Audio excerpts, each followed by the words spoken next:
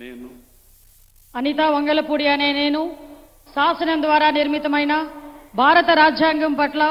నిజమైన విశ్వాసం విధేయత చూపుతానని, భారతదేశ సార్వభౌమాధికారాన్ని సమగ్రతను కాపాడుతానని, ఆంధ్రప్రదేశ్ రాష్ట్ర మంత్రిగా నా కర్తవ్యాలను శ్రద్ధతో అంతఃకరణ శుద్ధితో నిర్వహిస్తానని, భయం గాని పక్షపాతం గాని రాగద్వేషాలు గాని లేకుండా రాజ్యాంగాన్ని శాసనాలను అనుసరించి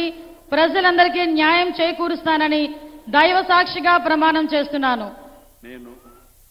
అనితా వంగలపూడి అనే నేను ఆంధ్రప్రదేశ్ రాష్ట్ర మంత్రిగా నా పరిశీలనకు వచ్చిన లేదా నాకు తెలియవచ్చిన ఏ విషయాన్ని నా కర్తవ్యాలను సక్రమంగా నిర్వహించేందుకు అవసరమైన మేరకు తప్ప